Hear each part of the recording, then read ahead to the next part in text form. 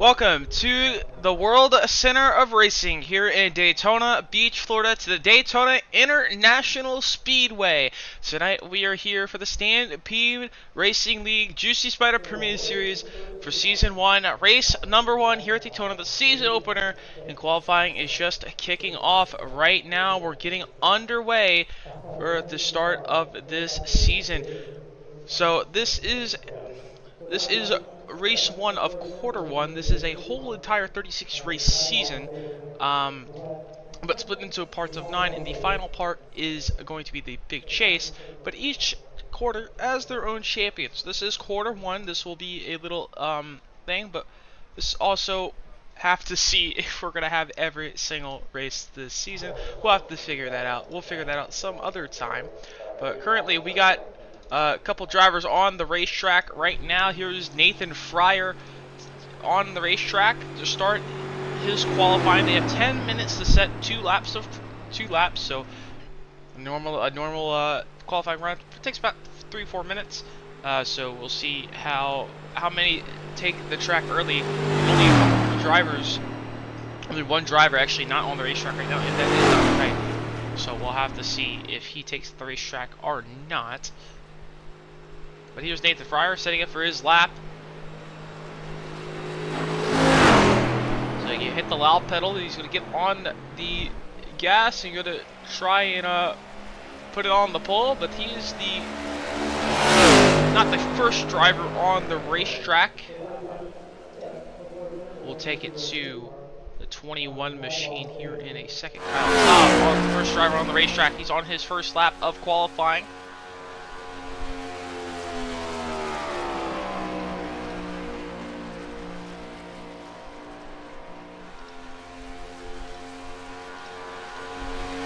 See what that lap time will be. Currently on his lap time, the predicted it's a little bit off, but it's a good range of time. So coming across the line to finish his lap, it looks like he's going for a 1-lap run. He should have run a 49.914, and that will put him to P number 1.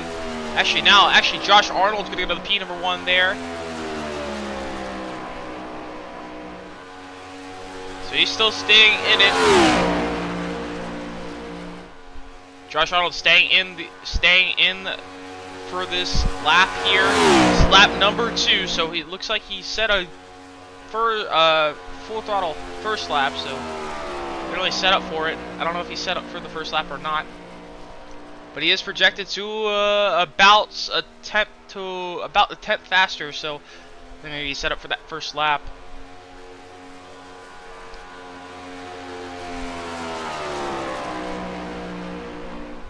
Josh Arnold coming across the line to complete his second lap. That's going to put him he's going to stay P number 1, that was a 49.945, so slower than his first lap. Then I have the tower up there. But I think one personally looking out for, Dwayne Young. He's really good at super speedway qualifying. We'll see if he gets out on the racetrack. I don't think he is. Nathan Fryer just goes to P4.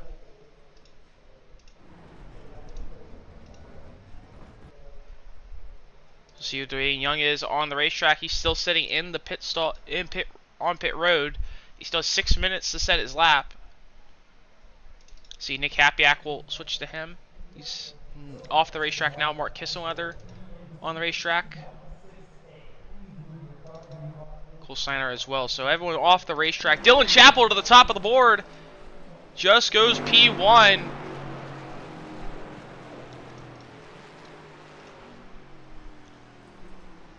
Dylan Chappell with a 49.850 goes P1 on the board. There's no one else actually on the racetrack right now. Cole Steiner still in pit road.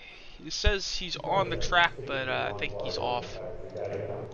As Donnie Kite, I believe, might be getting on the track here in a second.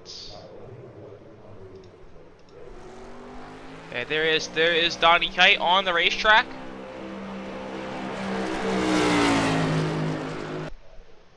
Dwayne is still sitting in pit road. So 2 drivers left to qualify. That is Donnie Kite and Dwayne Young. Donnie Kite still 5 minutes left in this practice, so qualifying. So everyone still has a chance. So Donnie Kite and Dwayne Young, the only drivers to knock Dylan Chappell off the pole. Only 2 that are left.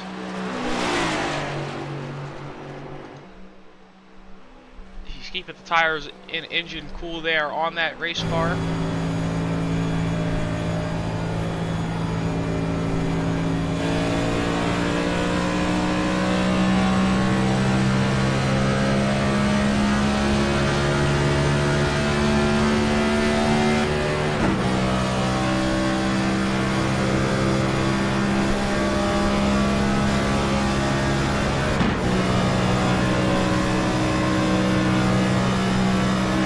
Starting his first lap here. We'll see what Donnie Kite can do. Also forgot to mention, joining me tonight, it will be Nathan Lehman. So welcome in to the booth. Thank you, Aaron. It's good to be here. It's gonna be great. I think we're gonna have a good race up here tonight. 80 laps for the main race, but we also got qualifying to settle up here, so we'll keep an eye on Donnie Kite coming on board with that 2 machine.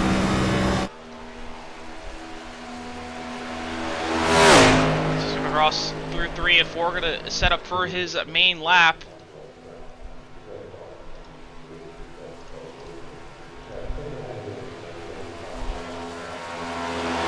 Crossing the line to start his first lap here. We'll see what he can run.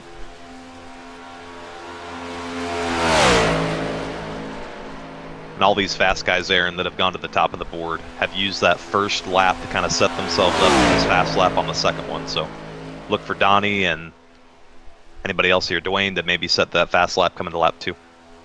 Yeah, Dwayne Young and Donnie Kite, the only 2 yet on, on the racetrack and yet to set a time. So we'll see Donnie Kite's lap time here. Projected to be a 50.1. Now that is a little off sometimes. We'll see if he can pick that up. Coming off of turn number 4. See if he uses the apron to try and gain a little bit of lap time out of that. But coming across the line now, Donnie Kite to a 49.887. That's going to put him P number 10. And that leaves us with 1 driver left to go. That's Dwayne Young on his only lap. So on his second lap here. And I'll tell you, big difference I'm seeing here. Dwayne Young in 4th gear, whereas Donnie Kite was running that 5th gear. See if that pays off, being in those higher RPMs. Young, pretty high off of turn 4 there. He's going to cut it down to the apron, try to pick it up. A 49.931. Not going to be enough for pole. That'll put him 13th on the board. So that will be it. As no other driver on the racetrack. Holsteiner sitting in pit road, but he's already set 2 laps done already. So that will leave Dylan Chappell on the pole with Josh Arnold alongside on the front row. So that will end qualifying as everyone else has set their lap. We'll just gotta wait out the last minute and a half here for qualifying.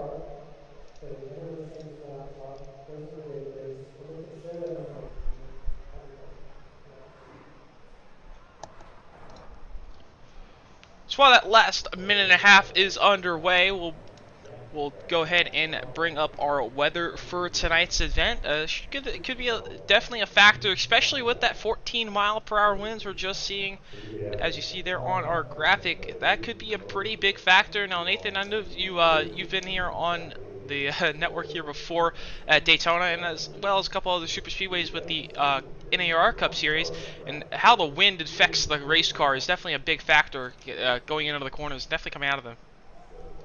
Oh yeah, it may look as if these cars are glued to the racetrack and you're running, pretty straight on the backstretch, but these cars get buffeted around by the wind and from the bumps that they're receiving from other drivers. Look for that to be a factor tonight. Especially that we also do have a cold track temp, so 75-degree track temp, so it should hopefully have a good bit of rear grip going into the corner, but also that wind could definitely make a big effect. But also a 69-degree ambient temp and a 90% humidity with cloudy skies, but also here at 11:30 in the morning in the sim time, so that will advance a little bit. So the track will probably heat up as we go on. So that will definitely be something to watch out for. But we're sitting as Q's just starting to wrap up. We're gonna get on to the grid. So as we saw there, Dylan Chappell went to the top of the board and takes the pole for tonight's 80-lap event. We do have a stage at the end of lap 24, so that we'll see how that affects those drivers and their strategies of where they want to go. If they want to try and get that early track position, or would they want to kind of lay back a little bit and just kind of not really sacrifice the stage points, just trying to stay alive and not really risk their race, in the way. Yeah, Daytona, you could argue there's no safe spot, but if I'm these guys, I'm wanting to put that car out front, be that leader, and be ahead of all the mayhem. Yeah, that would definitely be a safe spot up there up front. You gotta be careful not to get hooked from behind, but if you're up in front, you don't have to worry about avoiding the wrecks really, because I mean no one's out in front of you, so that's definitely a big advantage out there. So while these drivers are we're gonna take a look at our starting lineup for tonight's 80-lap event here from Daytona. As you saw there, Dylan Chappell on the pole. He set let me get the time, one that shows the times. There we go. With a 49.850, and Dylan Chappell on that 17 machine will put it on the pole. Alongside him will be the 22 machine of Josh Arnold. Starting in third will be the 5 machine of Giovanni Klein, and Kyle Taub will start P number 4. Rounding out our top 5 will be the 92 machine of Nathan Fryer. Jared Skinner will be alongside him in that 6th machine. 7th will be Cole Steiner, and 8th will be Zachary Meredith. 9th will be Josh Adams, and the 2 machine of Donnie Kite will round out P number 10. Mark Kisweather will start 11th, and Nathan Johnson starts 12th. 13th will be Dwayne Young in that 45 machine, and Nick Hapiak will start 14th and round out our 14-car field for tonight's events. So we do get a couple more minutes here on about a minute extra on the grid. So we'll see how these strategies play out tonight. Now, fuel window is about 75% fuel in these cars tonight, which a normal tank goes about 40 to 45, depending on how much you're saving in the draft. So assuming you can probably go around 30 to 35 laps, depending on how much you're saving. So everyone will easily make it to the end of the first stage, but that second stage, we'll see how the pit strategies play out there. Yeah, definitely going to be some tough racing. Very short stage. Stage caution is going to be at the end of lap 24 tonight. So obviously these guys will not have to worry about fuel or tires. Should be pretty fun to watch these guys get aggressive. Yeah, we'll especially see how aggressive they'll be with the pushing, and also see if anyone tries to make an extra aggressive move going 3 wide. It is a very narrow track compared to Talladega, but you can see a little bit of 4 wide if someone forces it. I doubt we're going to see that, but that could definitely be a factor later tonight. But it definitely gets really tight running around here 3 wide compared to Talladega, especially in Atlanta. You get really hard to go 3 wide there. Yeah, and I will say one more thing to keep an eye on is if you are not in position for stage points here coming to the end, we might see some guys in the back of the field hit pit road early under green to try to top off and grab some of that track position. Just another one of those strategies you can pull here at such a big racetrack like Daytona. And that's especially a big thing. You also have the teams that you're going to work together with. I do have a team list here of multiple teammates working tonight, as we got a couple of guys. So Dwayne Young and Nathan Fryer, they're working together for Go Jibs Racing. And they also got JuicySpydr Racing, Zachary Meredith, and Jared Skinner. So I heard maybe they might try to make it a little bit of alliance tonight. So those 4, they could work up together. They could all pit together and try and jump the rest of the field if they really wanted to. We'll have to see, but I mean, especially with this first stage, 24 laps, and you pit around lap 20, they'll leave you about 60 laps to go, and everyone will easily make still one stop at that point.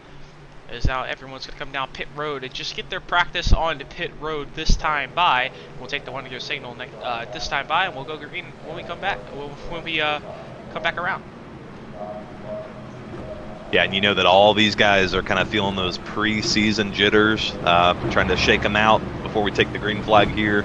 But those pre-season jitters, they don't come out until you take that green flag and you run a few laps. So look for maybe some early mistakes. Hopefully not. But, sometimes those jitters can make you do things that you wouldn't normally do. And also a big thing as well, if we get to green flag pit stops, it's very tough to get on pit road under green. I mean, we've seen it before here on the channel before.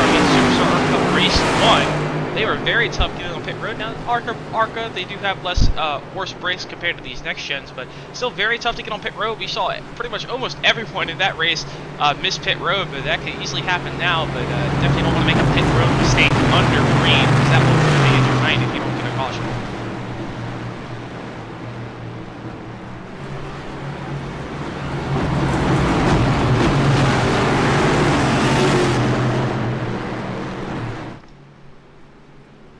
Rolling down the back straightaway on the back bumper of the pace car. A little broken camera there, so we'll switch back off of that one. But from the pace car, got the field behind them for the first time tonight. He'll pull onto pit road, and we'll see if he comes back on the race. Well, he will come back on the racetrack around lap 25.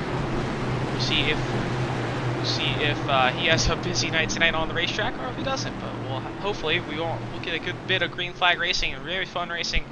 I think we're going to see a lot of aggressive racing, especially late towards the end of the stage and also late in the race. Everyone's going to try and get that race win as well.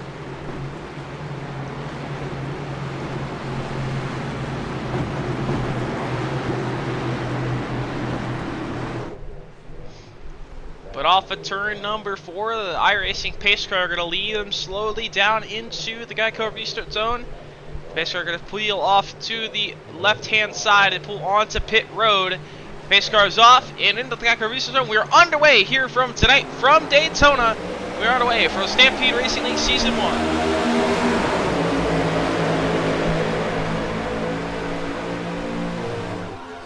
As already you can see those top 4 break away from the rest of the field. Last gap's going to slowly come back in.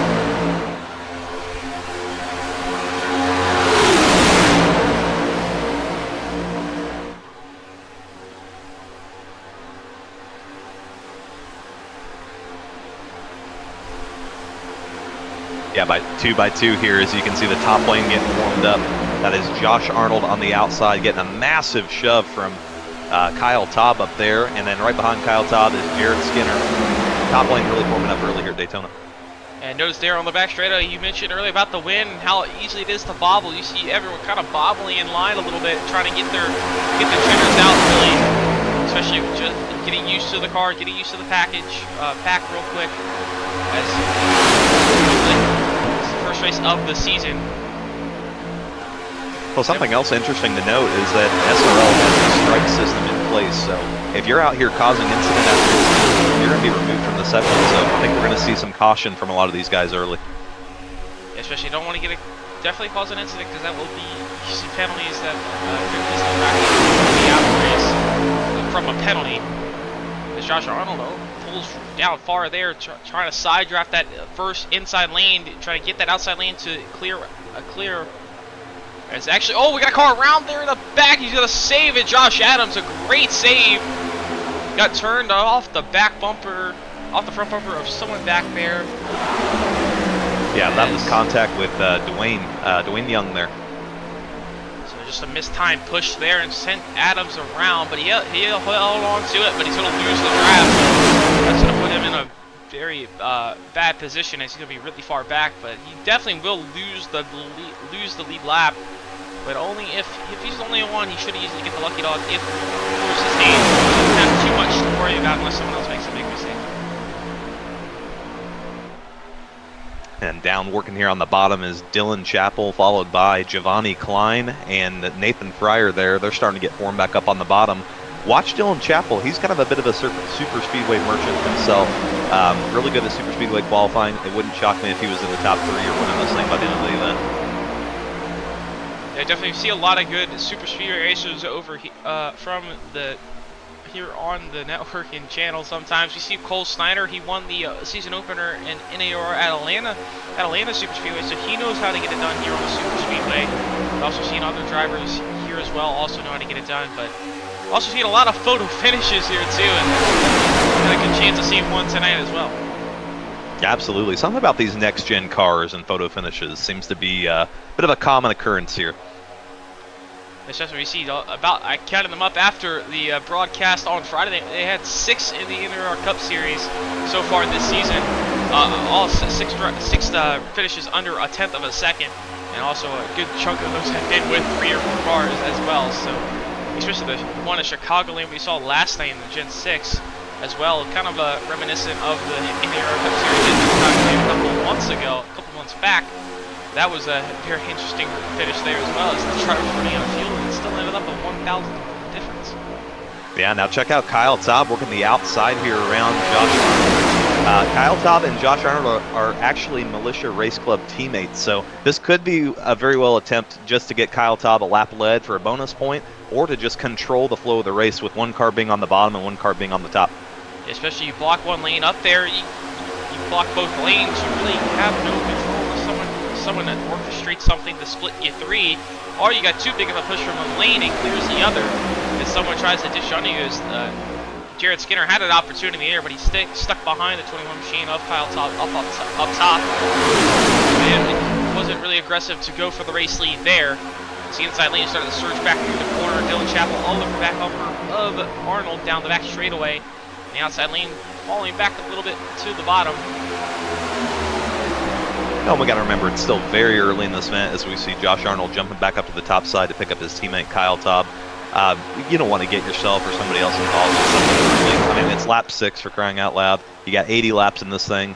Let's keep this car in one piece at the end of the race. Especially don't want to risk and get a wreck early and pretty much end your race early. Now they do not have a fast repair, so you don't want to be in a wreck, as wreck will end tonight, like we see some other races. You do have a fast repair that kind of bails you out if you get in a unlucky big one, but you don't want to put yourself in a dangerous situation. Here we go. Going to the middle, Dwayne Young, followed by his teammate. And Dwayne Young in the 92 machine of Nathan Fryer. A little bit of contact in the back. Donnie Kite almost goes around.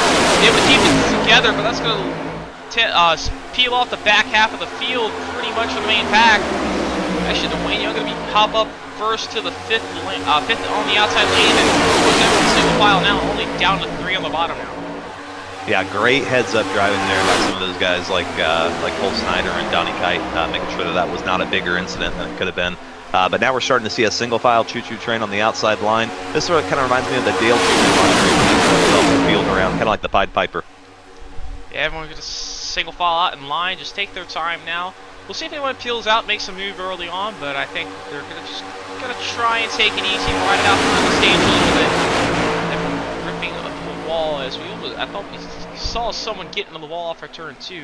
That's also a pretty big danger here. So Dwayne Young pulls out a line there, got a bad push from behind, and Donnie Kite's gonna go with them. Donnie. So they're gonna make the inside lane go somewhere now.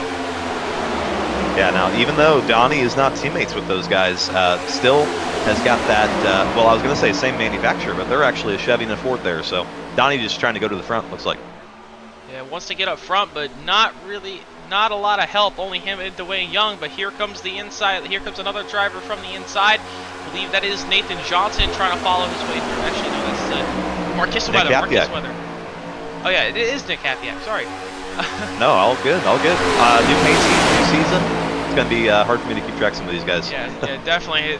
That's the big thing, broadcasting new leagues. You gotta learn the new paint schemes really quickly. But Daytona's pretty easy track because everyone's right there together. The inside lane is still falling back a little bit. Not a whole lot of help down there. Yeah, Aaron, this is a great example of what happens when everybody jumps up on the outside. You get what's called the accordion effect here at these super speedway tracks. Just the littlest stack up can give that bottom lane the momentum they need, and that's what we're seeing down here on the bottom. They're making their way forward. And they're making their way forward now, up side by side with Nathan Fryer. Now Nathan Fryer teammates with Dwayne Young. We'll see if he pulls down, but now the two JuicySpydr machines gonna hop down. Jared Skinner and Zach Meredith hop down in front of the inside lane. That's gonna build the momentum for the bottom, and the outside lane lost a lot of cars right in the middle there. That's gonna cause a huge stack up. Everyone's wiggling around, 3 wide, around they go. Josh Arnold around in the front straight, down into pit road. One car hard in the wall. I believe that actually might be Donnie Kite. Yeah, that is Donnie Kite. Huge damage. I believe that left front is done. He's got that toe knocked out. I believe the 2 is going to be done for the night. Unfortunate for the 2 machine. They're just kind of unfortunate circumstance. Let's take a look at what happened here. It's coming off turn 4, big stack up on the outside lane, and Nathan Fryer got split 3 wide. And also, Dwayne Young, bad push from behind, just a big stack on the bottom as well. Turned up into Josh Arnold, and Josh Arnold came down. Got turned down into Donnie Kite. Donnie Kite really nowhere to go, just the innocent bystander there. As you see Meredith, he got really out of shape there, and it sent Young out of the line, and Kite got sent down into the inside wall. Tried to keep it out of the wall there as much as he could, but unfortunately that left front is knocked out, and I think that will be his night over. Yeah, we saw Meredith kind of tag that apron and get loose. I believe Dwayne Young was just trying to make an evasive maneuver, come up and maybe miss him, but unfortunately came up a little too high and nailed that 22. Good news is I believe the only car that was severely damaged in that was just Donnie Kite. Everybody else should be able to continue here. Yeah, Josh Arnold is on pit road. He does have a little bit of damage. It doesn't look too bad on that machine so far. But we'll see if any. But now we'll see some pit strategies here. Center did inherit the race lead from that. Most drivers going to stay on the racetrack. Actually, pretty much everyone. Now we are going to have one there. Giovanni Klein's going to come down pit road along with Josh Adams going to stay up there. Giovanni Klein, we do have one more behind him. Nick Hapiak down pit road as well. So Giovanni Klein and Nick Hapiak, the only two to elect to come down pit road. So they're going to top it off on fuel. Now, it really won't make a big difference. They'll have a little bit more fuel, put the car a little bit lower on the ground, so maybe it could give them a little bit more downforce and draft a little bit better. Not really be a massive difference. Those two will have to work their way from the back, but they were already back there anyway, so no harm, no foul. Come down and top it off. Absolutely. I think it's a great call. Come down, top off, make your next pit stop a little bit shorter at the end of the stage, and hopefully grab some track position. And that's also another point. Shorter stop at the end of the stage, that'll put you up front, especially when you want to be in the final stage when you're not going to get bailed out with a yellow, especially if you get an incident as well. So we saw with Josh Adams early in that first run, got turned around, and he was going to lose the draft. He lost the draft. He was going to lose a lap if they didn't wreck there, but he would have had the stage to kind of bail him out. But now, if you do that after the stage, you're not going to have any cautions to really bail you out. Guaranteed cautions to bail you out of that.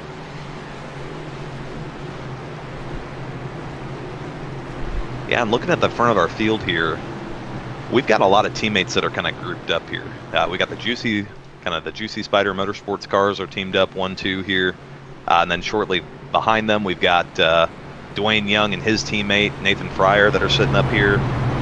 Kyle Taub and I believe the 22 was involved in that wreck. He is sitting on pit road right now. Yeah, Arnold's still on pit road. He's been on pit road for 3 minutes, so I wonder if he towed or did have a tire broken there, so not sure. You know, and Aaron, this could just be a graphical error on my side, but I'm seeing smoke rolling out of the right side, or the right rear tire of the 22, so he could have more significant damage than I thought. Yeah, see, that right rear tire is kind of spinning every so often. I just saw that too. Something might be broken. Maybe the left front. Probably get a good look at it from a camera. There's a left front, so the left front looks all good. The left, yep, there and it is. Just got some inside information. Yeah, Josh Arnold said that iRacing is saying no to fixing the damage on his car. So 22 probably done for the night. Yeah, as you see there on the left rear, that left rear definitely pushed in more compared to the other tires, and I think that left rear tail link was broken, just like Donnie Kite's left front. So Josh Arnold and Donnie Kite, that's going to be their night's over. So we're down to 12 cars that quickly here tonight. So those two are going to be out of the race early. So that will leave Kyle Taub kind of teammate-less really now, because now Josh Arnold out of the race. I don't know unless he has some other friends out there that aren't teammates technically in the league, but he has some other friends to work with out there. But Kyle Taub so far now by himself and kind of a lone wolf out there. Yeah, and looking back in the field, looks like his only Toyota teammate, if he's working with manufacturers, would be Giovanni Klein and Mark Kissenweather. So he's still got some Toyota guys out there, but as for his teammate, done for the night. And Mark Kissenweather and Giovanni Klein lining up to the tail end as they both topped off. Well, I think Kissenweather stayed out, but Klein topped off, so he's going to be at the back of the field. So he's going to work his way up to Kyle Taub if he wants to help with his Toyota teammate. But JuicySpydr cars on the front row. We'll see how aggressive they get to kind of hold this front row if they can, or if they get lined up together. We'll see how that works out, if they want to try and control both lanes, or they just kind of want to work together on one lane. But we'll see in here in a couple seconds, because the pace car is going to lead them down to the restart zone once again. The pace car is going to take that hard left turn onto pit road. And back in the restart zone, we're back underway here from the World Center of Racing, as Jared Skinner quickly on the loud penalty hops up with his teammate of Zachary Meredith at the top. And I'll tell you what, they're going to have to be careful with those kind of restarts, because he definitely jumped up there before the start-finish line, which could very well be a penalty. So good, yeah, gotta be wary of that as well. That could easily be a penalty, as you said. So be careful of that. We've seen that happen a lot of times in real life, especially in the case in Phoenix. You kind of want to cut the dog leg, and the leaders cut really early. You have to conserve a drive-through under green, so that could easily happen here as well.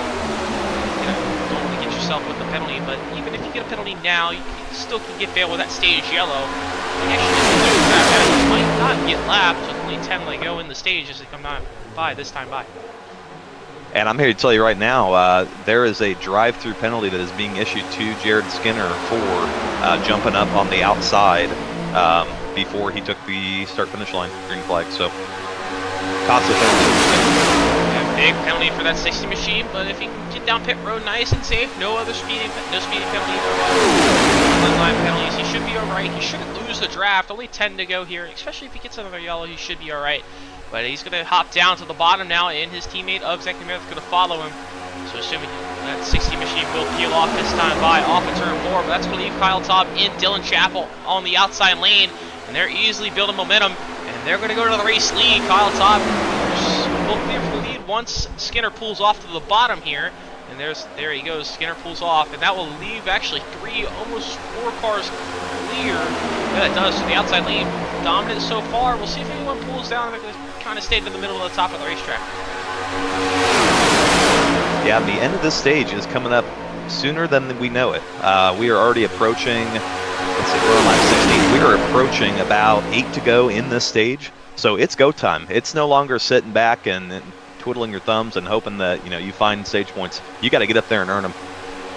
Yeah, we'll see who gets aggressive for these stage points. Those top three of Taub, Chappell, and Snyder staying up top, working together. As Taub, no more teammates left. His Toyota teammates towards the back still, but not really a problem, as everyone's working with him still, trying to get the outside lane working. The inside lane trying to work down there on the bottom with that 12 machine Josh Adams in the 6 machine of Zachary Meredith. Not really making too much ground the bottom yet. Yeah, and I'll tell you, Kyle Taub has definitely got his eyes on the mirror more so than he does out front. As you see a change in the lead here as Josh Adams gets rocketed in front by Zachary Meredith, new leader, 12. Josh Adams to the front of the field. Look at his box here. So kind of what he sees in his mirror to the back. So all the back bumper. Oh, he's going to see a split middle here. That's going to check up the inside lane, the outside lane big time.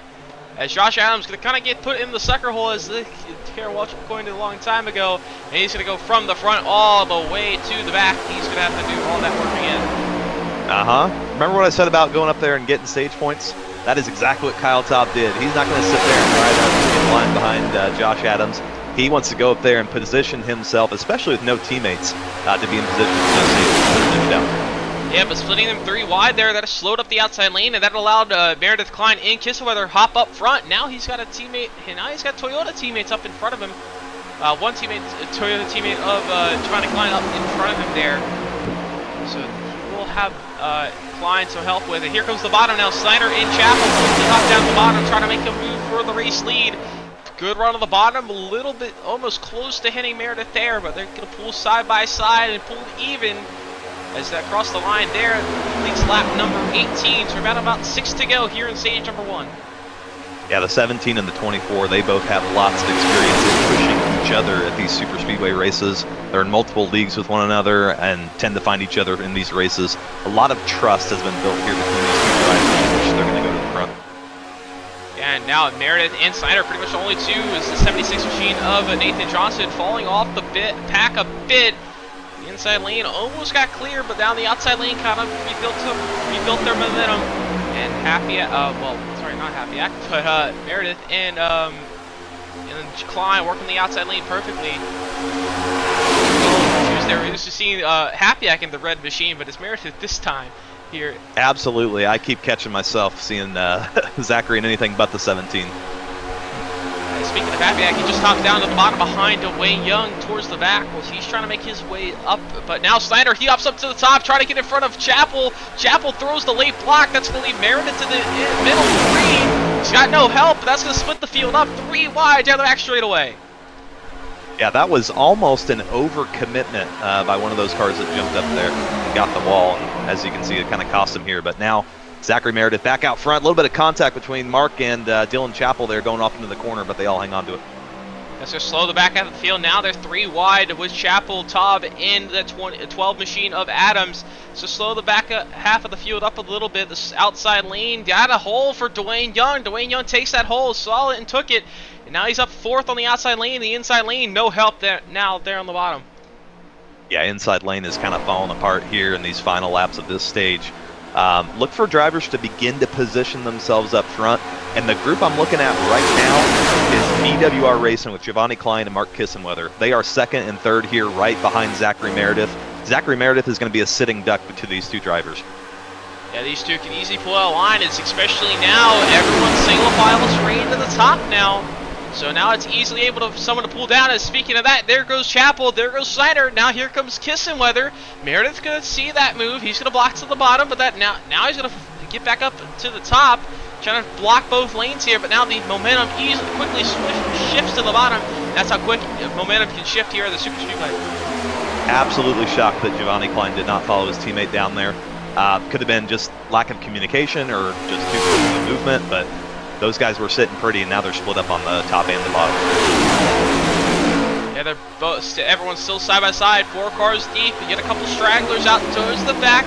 Still in the draft. We'll see if they get a big run, and they want to try and split it 3 middle. This time by will be coming to 2 to go. As you did hear before the field got there, and heard another car go by. That's Jared Skinner. Jared Skinner only a few seconds up the road.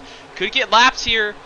Now he will easily get the lucky dog, since no one else will go a lap down, but that will play a factor in how this lead pack navigates.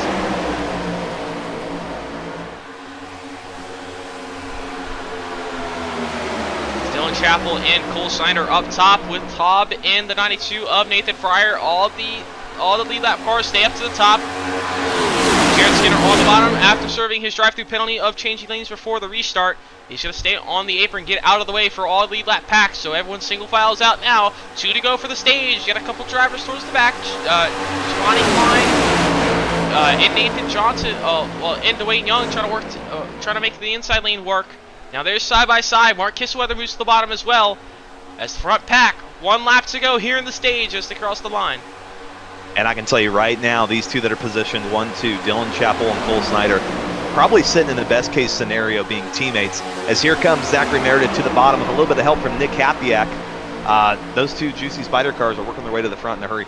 Yeah, they got Kissenweather and Klein behind them. 4 teammates all together. 2 teams is now Klein and Kissenweather trying to look for the middle there, it looked like. Down the back straightaway, for the final time in the stage.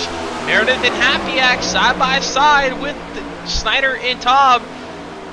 Now Chappell got a big gap out to his teammate of Cole Snyder there off of turn number 4.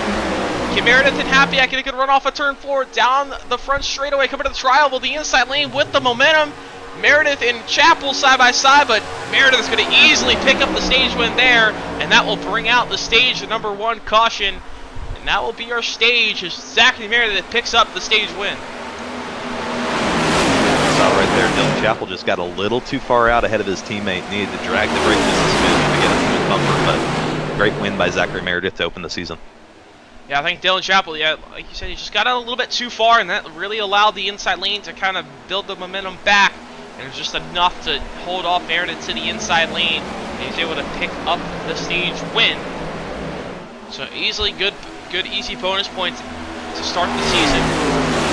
I did mention at the top of the show that it is a little unique point system format with Stampede here. They do have a long 36 race season, but each they're also split into 4 quarters. So 9 races they crown a champion. So that will be extra bonus points to start the first quarter out if he wants to try and get this quarter 1 championship. Yeah, very interesting setup. I like how it kind of keeps the momentum going for the drivers because a long season on iRacing can be a little bit draining, especially with everybody working their jobs, doing their regular daily life. Splitting it into quarters, I think, is a fantastic idea. Yeah, especially gives you something to go for very short term. I really like that idea, and you also still the last quarter still is his own chase for the main big season. So obviously, if you win a championship, assume you make that chase as well. We'll have a full points format breakdown, but we're getting to the quarters. But yeah, definitely a quarter champion, definitely something you wanna go for. I'll tell you, a guy that was glad to see that yellow is Jared Skinner. He's going to be our lucky dog getting back on the lead lap in this one. Pit stops, Aaron. Be looking for 4-tire calls, I would say, under yellow. But under green, I would not be shocked if these guys just did fuel only or right sides. Yeah, we'll have to see if that plays out. They could take the tires under green as well. You could try 2-tire, our fuel only strategy here, but a lot of different strategies could play out here. Not a whole bunch of tire wear, but definitely can help you on pit exit under green. We'll see if anyone takes 4 tires here, as they're going to lead them down, as Meredith's going to lead them down pit road. And everyone's going to come down pit road and take at least fuel only. Compare the pit stops here once we get in. I don't think it shows a live pit stop time. No, it does. So beautiful. See Meredith into a stall as the clock starts to tick up. He's going to take 4 tires. Looks like everyone's taking 4 tires.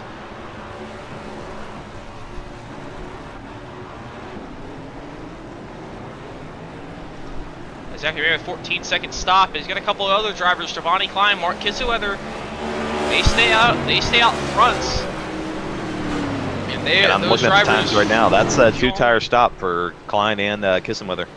Yeah, Klein 2 tires. Kissweather 11.8.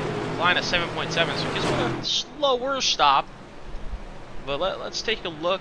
Why not? So Zachary Meredith, we're looking at his time. So we'll compare his pit stops. So you see in the box, 14.3 for Meredith and a 7.7 for Klein. That's the difference between 2 tires and 4 as well. So big difference there.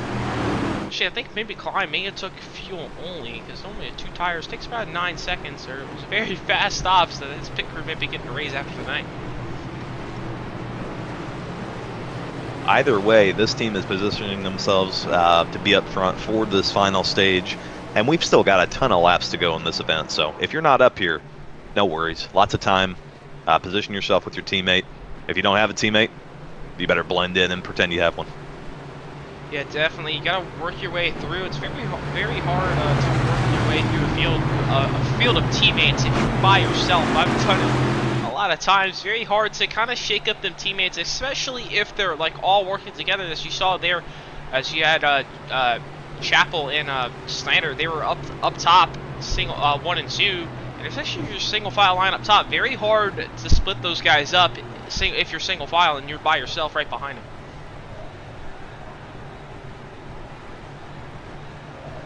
So we take the 1 to go signal that time by. Klein's going to elect to take the outside lane.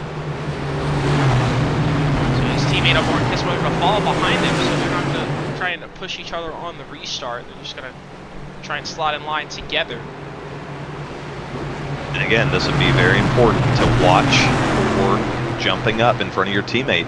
We already saw 1 penalty come about because of that. We don't want to see another. And especially now, you don't have that stage yellow to bank on, so you don't want big mistakes to now. You want to get your mistakes out of the stage 1 if you're going to make any. You definitely don't want to make any major mistakes like that now, because like you saw Jared Skinner, you'll go a lap down, and you won't get it back now unless you get a caution. So.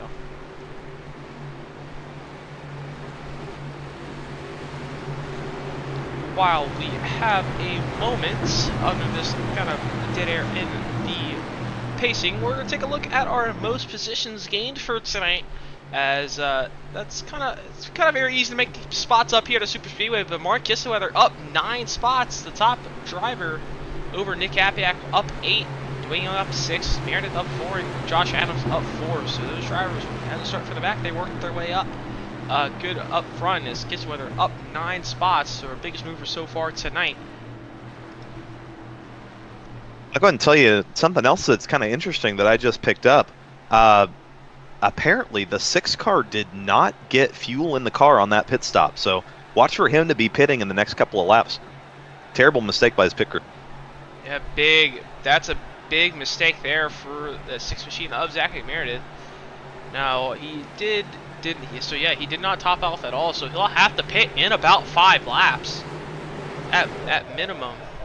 At max, but That's we'll a have to very see. costly penalty. Yeah, the pace car going to take the hard left turn onto pit road, and we are back underway here from the World Center Racing. And Shivani Klein hits the loud pedal. Be careful, don't change lanes before the restart here. He can stay up there, so should not be any penalties there. He's going to hop down in front of his teammate, Mark JuicySpydr.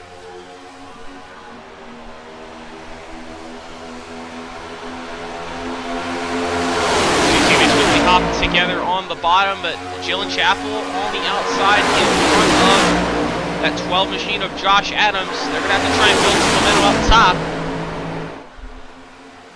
It's big stack on the bottom now. Really stacking up, yeah. To allow the outside to get a good run. And the outside seems to be the most of the time, the outside lane gets the good runs off the corner and starts to be the more dominant line. But you can definitely easily shake it up if got enough cars on the bottom pushing well together. But the outside lane, huge run. They're actually all 4 of them are going to clear the inside lane there. Yeah, I'm absolutely shocked the bottom did not go on that restart. Big jam up on the back straightaway is what caused that, but they're still not going. Something's going on with this bottom lane here. The inside lane of Giovanni Klein not really getting a push with Mark JuicySpydr as well. Behind it, not really going anywhere this front lane, but now they got a couple of guys from the top that hop down. Dwayne Young and the 60 machine of Jared Skinner hop down in front. Still the top 4, still clear of the bottom. They're still staying up there. They're trying to use the outside lane to their advantage. A little bit of contact on the wall there with Snyder in the 76 of Nathan Johnson. But they keep it going. But the inside lane struggling. The inside lane going nowhere. Yeah, our inside lane car being led by Dwayne Young is hitting 189 miles an hour. Whereas compared to our leaders, they're hitting about 196 right now, 197. So something really going on in the bottom lane. I wonder if this could be maybe drivers tight on fuel trying to save a little bit, but they should be able to split this stage on fuel and be just fine. I thought I noticed just a little bit of damage on the front of the 45 there that could have been slowing them up, but now it's not really going to make a difference as everyone moves up to the top now. They had a huge run there. Fryer went to the bottom, but his teammate of Young did not follow him. So Fryer all alone on the bottom there. Now happy actually to hop down in front of Fryer. But now Fryer falling way back. He's going to probably tag along to the back end of the outside lane there. But Dylan Chappell can be up front so far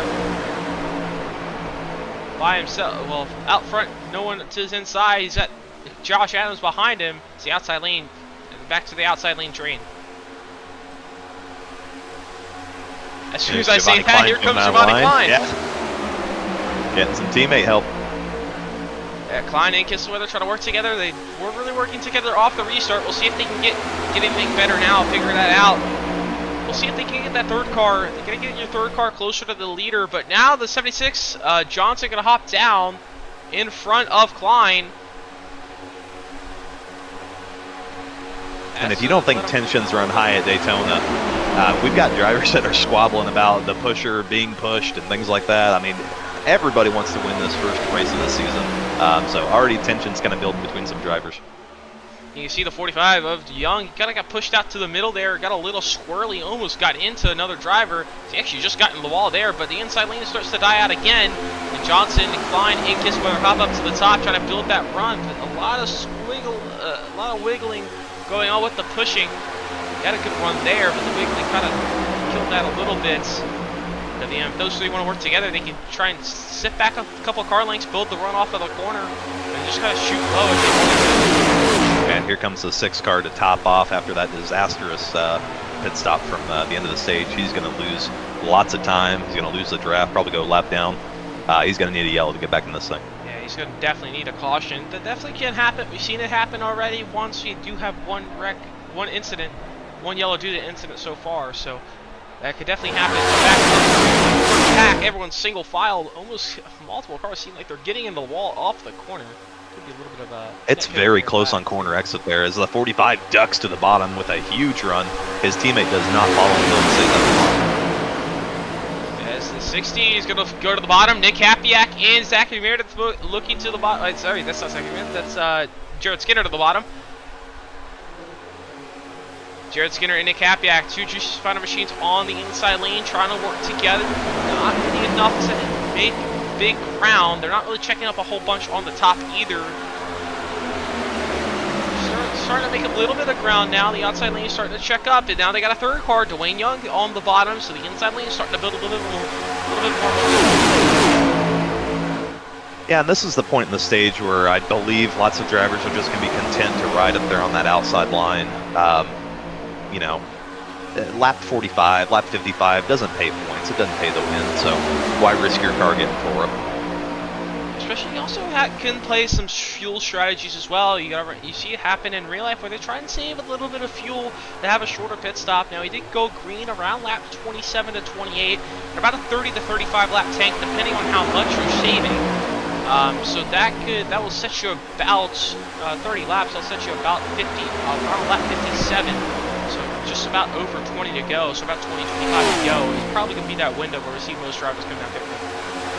And even though these drivers cannot make it to the end on fuel, saving that extra 2-3 laps just sitting in the draft can be just the time that you need to get out front and have that track position for the end of the race. So guys that are up here, such as Dylan Chappell, Josh Adams, even Cole Snyder, burning more fuel than these guys in the back that are having to lift a lot. Especially now, you see the camera shot there. You see before Zachary Meredith is about to get caught by the main pack, and his teammates are on the bottom. So he's to the bottom. He can see if he can try to tag along to the back of this pack.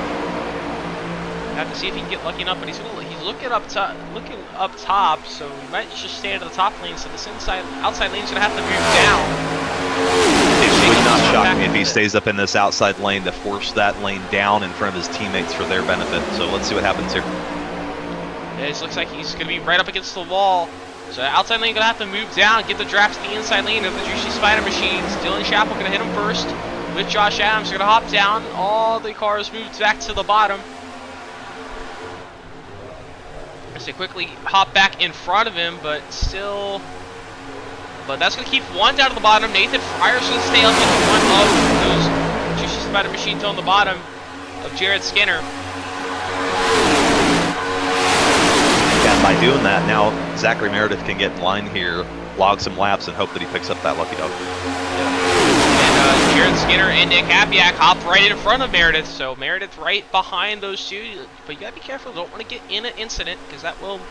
they'll inherit your lucky dog and you won't get it. You don't get an incident, but the three JuicySpydr machines up together.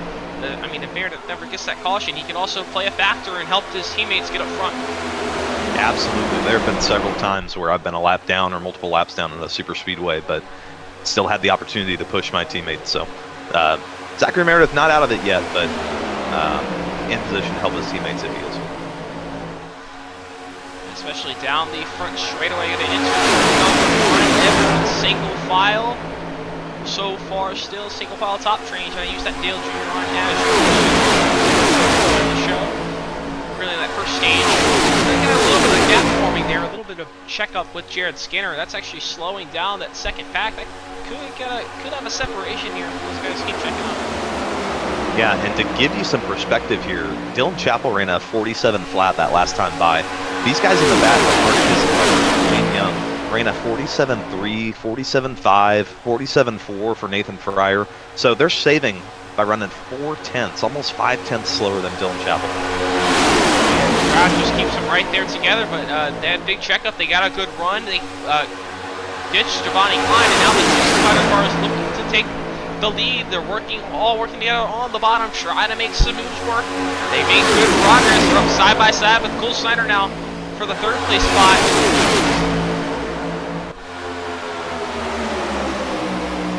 So the back straight away. Yeah, they are really lined up together here. not a tandem, but rather a trio here on the bottom, nose to nose to nose. JuicySpydr 4 is working together. Don't really have any other help still coming off turn number 4. Now they're still alongside. Get the shorter distance on the bottom. It allows them to pull alongside, but then the outside lane momentum just getting the run off the corner. Slows them back a little bit, but they're holding pretty good, holding their own on the bottom so far. Yeah, and that's the other thing that we didn't really bring up is these guys are running the top side. Although it doesn't seem a lot, after 20 or so laps, you know, running the top compared to the bottom is also going to burn more fuel than these guys that are running down here on the apron. So just one more thing to keep an eye on. Yeah, Dwayne Young and Nathan Fryer hop down to the bottom, so that's going to leave the inside lane to build some momentum. And Josh Adams, he pulls out behind Dylan Chappell. He wants the race lead. That's going to work out for him. He's going to take the race lead to clear for the lead as the inside lane and outside lane now even as Josh Adams out front by himself. That was a textbook move by Josh Adams to move down in front of that lane that had momentum. He pulled down there just at the right time to give that shot from the 60 and propel him to the front. Great move by Josh Adams. Yeah, and he leapfrogged right back in front of Dylan Chappell. But now the inside lane, they're not done. They want the lead. And now that's going to allow Skinner to pull to the inside. Now if the inside lane could get pushing great on the back straightaway, they might be able to clear one of them. Great surge by that inside line as you saw Zachary Meredith get sideways there, just absolutely giving a huge shot to Nick Kapiak. Those two, well, two JuicySpydr cars, different teams, are going to be clear for first and second. And we'll see if Meredith can get clear for that third one, but not going to be enough there as they were both clear there for a second, but now the outside lane surges back ahead. As now the inside lane starting to fall off a little bit. Young and Fryer starting to fall off the back bumper of Meredith. So that's going to kind of check up that inside lane just a little bit. But now the inside lane with the shorter distances. Now you can see how aggressive these outside lane. They move down from the from the wall and try to side draft that inside lane back. Yeah, business has picked up here. While we still don't pay stage points or even the finish here in 5 or 10 laps, these guys want to position themselves for pit stops, to be in the best possible position coming to pit road with your teammates, being in front of the pack. That's what we're seeing right here as you see Josh Adams inherit the lead. Yeah, he still is. His outside lane really getting aggressive with the side drafting. You want to be careful. Oh, that big wiggle in the back there. That was very close. Dwayne Young there got to the right side of Zach Meredith and almost hooked him. Yeah, and that's going to check up the inside lane big time now. So that's going to Skinner back to about the fourth car to the inside lane. So that now they're going to move back up front. As I'm still side by side with Steiner as they go to the corner, but they're going to be farther back on the straightaways now. So a blimp view, just see how the difference, the gap here going into the corners. So the inside lane now is Young and Fryer have both left the inside lane, so now it's just these three to the bottom, and now the outside lane is side drafting them down. Oh, big wiggle there from Skinner, a bad push from his teammate of Hapiak behind him. That's going to cost him a little bit of time and big momentum off the corner. Yeah, and while Nick Hapiak is going to lift in that scenario, there's going to be a point in this race where you are not going to be lifting for somebody that's sideways like that. You're going to have to push him to the front. So great job by Nick there to lift off of him and prevent from them that being a big wreck. And Hapiak hops back down. Fryer hops back down to the bottom behind Meredith. So that moves 4 cars to the bottom now. And Young a little bit just out of frame now. He hops back down to the bottom as well. So back to 5 cars on the inside lane. So the inside lane is going to start to try and build a momentum back. The outside lane is starting to get a little bit more checky. Check up a little bit more off the corner. They were as they pull down the side draft. Some drivers don't want to do it. They get a little bit less aggressive with the side draft than some guys up front, and that causes big checkups on the outside lane compared to the bottom, and that allows the inside lane to kind of pull a little bit closer through the corner. The outside lane is still doing very good off the exit. You know, the accordion effect for some reason appears to be a lot stronger on the bottom down here. These guys are nose to tail. First, second, third down there on the bottom, but they continue to kind of get out of shape when that third car gets to them or that fourth car gets to them. Whereas the top side, they're a little more spaced out, but less accordion effect taking place up there, and they're able to hold their own. And they hold their own now. Here comes the bottom, and now Top hops down just a little bit, try to side draft that 60 machine of Jared Skinner back off the corner. It works a little bit, but the inside lane holds their own for a lot longer here on the front straightaway. The inside lane starting to move up. not enough to get clear, but they're definitely staying alongside a lot more longer down the front straightaway here. Yeah, when pit stops happen here, that top lane is going to have to migrate to the bottom. So you're going to see the top lane push hard to try to be ahead of those 3 or 4 cars that are on the bottom, so they can position themselves here in a few laps. Yeah, and another huge shot by Meredith. He's sideways. He's gonna hold. He's great save. He gets through the grass. He's actually might still be able to tag onto the back of the field here. That might be a little bit too much. We'll see if his teammates lift here to kind of allow that bottom line. I believe he still has the draft there. Here. Oh, that what a save! See that gap? He's gonna close it down. So Meredith, great save there. He's still gonna be able to tag along to be back in the field. So almost could have been in a deeper hole as he was already a lap down. But he's gonna be able to a great save. Saves him from going another lap down. He got caught in the wall there. That's a 45 up against the fence. He got a little too high. That allows the JuicySpydr cars to navigate to the bottom and clear those 2 guys. We'll see if they stay to the bottom or want to move up. They're all going to stay to the bottom. Those 3 stay to the bottom. As really, I mean, they really only had those 92 in 45 of Go Jibs Racing of Dwayne Young and Nathan Fryer. Those 2 have only been really the ones who are at the bottom with the JuicySpydr machines. But everyone else has stayed up top so far. Josh Adams up front as well, as this time by will be about 10 laps into the run.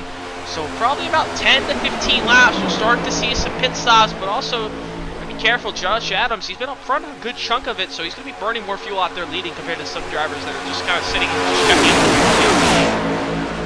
Yeah, I'm looking at guys back here such as Giovanni Klein, Martin Kissenweather, that have just been kind of riding 3/4 throttle behind these guys.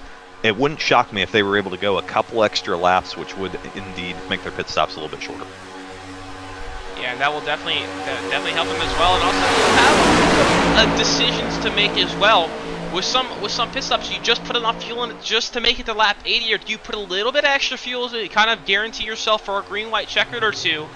So that could also make a difference. That could be another half a second to a second that could cost you a draft if you're kind of slow on your stalls and everything, etc. That bottom lane is almost up to the leaders again. And these 3 have been working very well together. So the outside lanes stop side draft the inside lane, and they move back all the way up to the wall. Now allow the inside lane to kind of pull alongside more into the corners and stay alongside a little bit on the back straightaway, on the straightaways. They're pulling alongside Kyle Taub on the straightaways, pulling alongside about Snyder into the corners, but not a big run going into turn 3 there. That's going to allow the outside lane to pull away here. But I mean, with these pit stops coming soon, and if some drivers want to get up front, a couple drivers could hop down. Speaking of that, there goes Chapel. He's going to hop down to the bottom. And that is what I was talking about a few laps earlier about Josh Adams kind of being a not so great position with those 2 teammates behind him. Dylan and Cole are going to go to the lead here at 1-2. And just like that, the momentum quickly shifts to the inside. Oh, because it goes over. 76 of Johnson goes around. Nathan Johnson goes around. He saves through a quick little 360. Though we stay green. Let's take a look at that one really quickly. So bad push there from Young a little bit, and they're 3 wide. Young comes up the track, gets into the 76 Nathan Johnson, and sends the 76 around. A great quick little 360. And a big save from that 76 machine of Nathan Johnson. He's getting it back up to speed. No damage to that machine. So that's going to help him a little bit, but that will cost him a lot of time. And now that leaves something for Zachary Meredith to battle for and worry about. Because if Nathan Johnson tags onto the field and goes a lap down, him and Meredith going to have to fight for the lucky dog. Yeah, and I'll tell you what, Nathan Fryer has also kind of lost the draft in this main group, so that's going to be maybe a 3rd car that Zachary Meredith is going to have to worry about there. So from bad to worse for Zachary here. Yeah, Nathan Fryer, that's going to be tough. He's going to have to hope for a yellow as well, as long as Nathan Johnson and Zachary Meredith. But Zachary Meredith is going to have a lot more competition for that lucky dog spot. He's going to have to hope he gets a yellow early on here. Something happens, but now just under 52 to just completed lap number 52. We could see pit stops here very soon. We're about 25 laps into the run as Dylan Chapel leads over Cole Snyder off of turn number 2. Those 2 teammates out in front. yeah, those two teammates are going 1-2 right now. You got Kyle Todd behind them, who's teammate less right now at the moment. And then Jared Skinner, Nick Kapiak, Zachary Meredith. They're all in a line there in those JuicySpydr cars. And then it's a jumble of teammates until you get to Mark Kissenweather and Giovanni Klein in the back here. There we go, pit stops. There's the pit stops. The JuicySpydr machines go down the pit road. They got to be careful, though. Maybe a little bit hot going into the corner, but going into pit road. They get it together. The three JuicySpydr machines, Jared Skinner, Zachary Meredith, Nick Kapiak, and Josh Adams. Not the JuicySpydr machines, but he's going to tag along with the extra Fords. They're all going to come in there. We'll see what they do. Let's take a look at Jared Skinner's pit stop time here. We'll see if they take fuel only or tires. No tires for that 60 machine. A slow stop. He's still stuck in pit road there. As his two teammates of Zachary Meredith and Nick Kapiak actually way out in front there. Only 9 seconds in the stops, a couple seconds slower. That's going to be a big problem because they're now all going to be separated now. Yeah, and I'll tell you who else that kind of screwed over was Dwayne Young had to lift off the gas for one of those guys that was coming to pit road. He has lost the draft and is now making his pit stop by himself. And if he's lucky enough, he can get a quick little pit stop and maybe tag along with those guys, but he's got to be careful on pit. You got to be careful on pit road. Don't want to make any big mistakes. Don't want to speed. Don't want to overshoot your stall. Every precious second matters in this moment, and he was a little underdrove the stall there, a little bit too conservative. That's going to cost him a little bit of time. He might lose the draft by himself. So we saw some of those JuicySpydr cars have an issue with Jared Skinner. I almost believe that puts this group in prime position that is leading this race. Yeah, and here they come comes down the rest pit road. of them. So now the rest of them, the last five, Zachary Meredith, Dylan Chappell, Cole Snyder, Kyle Taub, Mark Kissenweather, Giovanni Klein. Those five are going to come down pit road. We'll see what they do here on pit exit. Almost 3 wide coming down pit road there. They were for a moment. We'll see Dylan Chappell on the pole in the first box. We'll see who comes out first, who gets the better pit stop. See the engines, hear the engines revving there. Here comes Taub. Kyle Taub out of the box first, but Dylan Chappell beat him out there.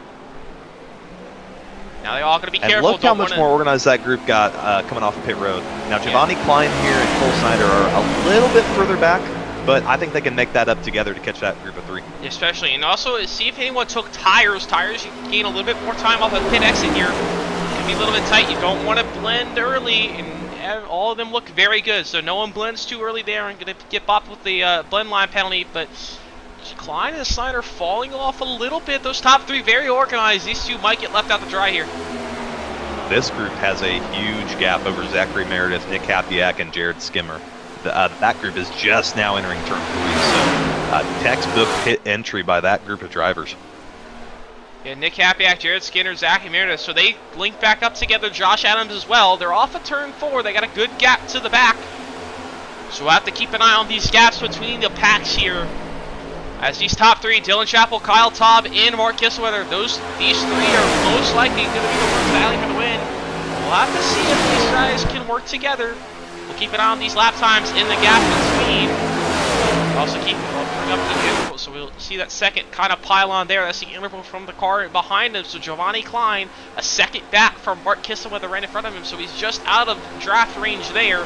Nick Kapiak, second and a half back from Cole Snyder. We're starting to see those gaps on that second part there. And it's going to come down to those 2 cars of Giovanni Klein and Cole Snyder, because this group that's behind them is catching them in a hurry. They have got their draft. They are pulling in on them. This is going to be a huge, huge benefit for this group to get that slingshot and probably blaze on past them.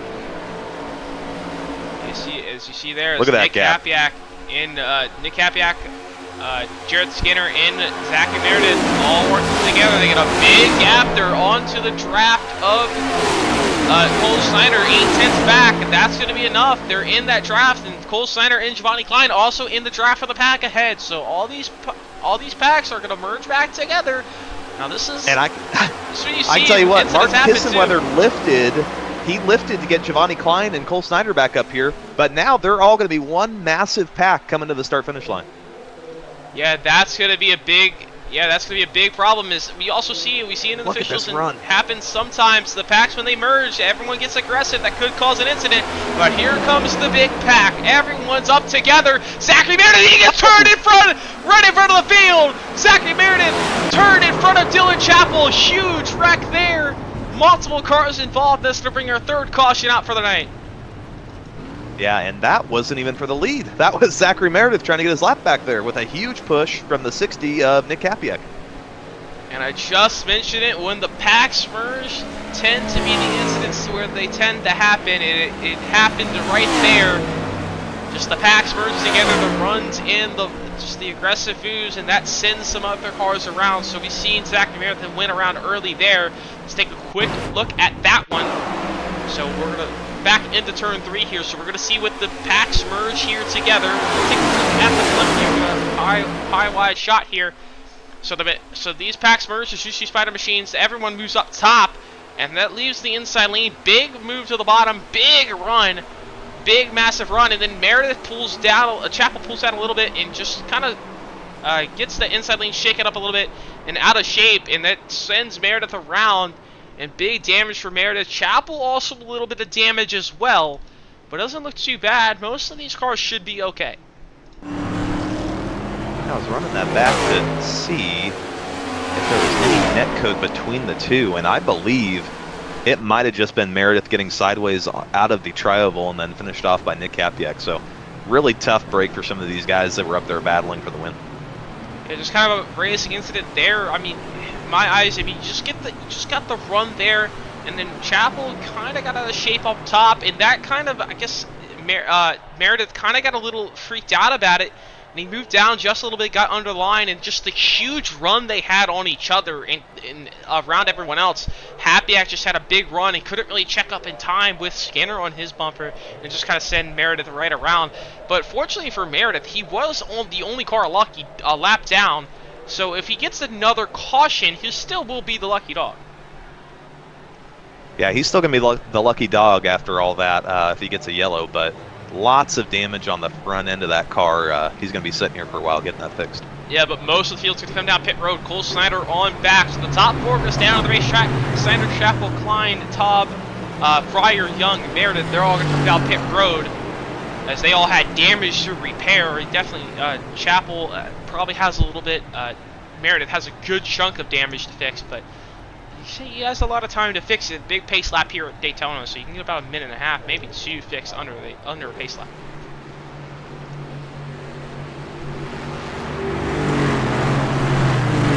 Cole Snyder quickly gets out of pit road there. He's in a first in, first out. Everyone else still waiting in pit road, so.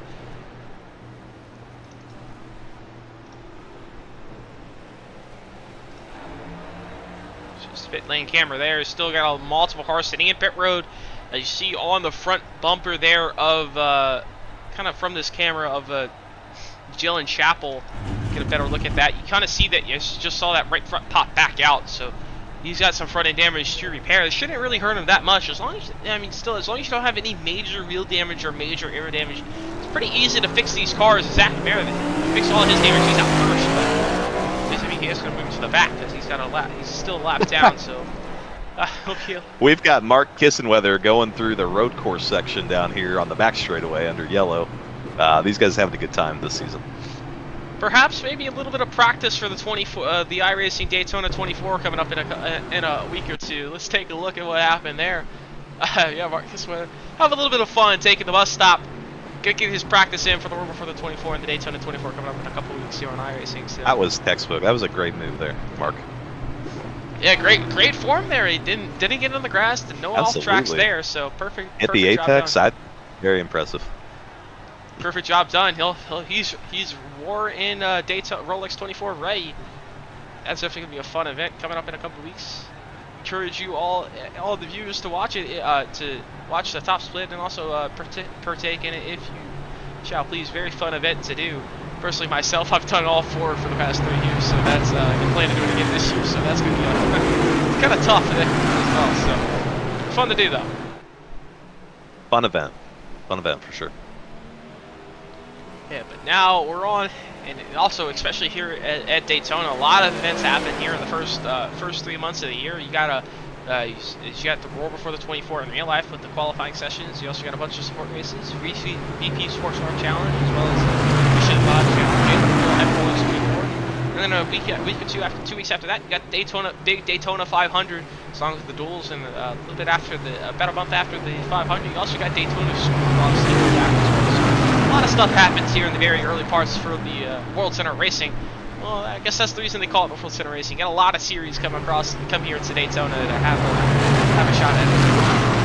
Also, I think one of my favorite series that rolls down here is the Mazda MX-5s. It's almost like sort of the combination of road racing and super speedway racing. Yeah, Mazda's always put on a great show here at Daytona. That's definitely fun to watch in real life as well. I mean, a lot of good racing happens here across the entire year at Daytona. Here, especially in the sim as well. We've seen a great race so far here tonight. We're going to restart with 18 laps to go. As I did not switch that over to laps to go, but we'll switch that over to laps to go now. 19 to go, as you see on our ticker now. We'll tick over to 18 to go when they cross the line here. And we'll get, especially coming into the home stretch of this race, we'll definitely see the aggression start to ramp up big time. And I'm looking at guys that are positioning themselves, and I'm looking at that bottom lane. Nathan Johnson and Josh Adams lined up nose to tail there as the first set of teammates that are nose to tail. So be watching for that duo to make something happen here as we get down to less than 18 to go. Yeah, that incident kind of split up those drivers, had a little bit of damage to fix, so the team is going to have to try and find each other to start making some moves. But Nick Kapiak in the pace car's off. Nick Kapiak leading them back to green, and we're back underway here for Daytona for 18 laps to go. And while we got the restart going on here, I think this time, as we didn't have a chance to do it so far tonight, I think it's time for a little bit of a Ellerin crank it up.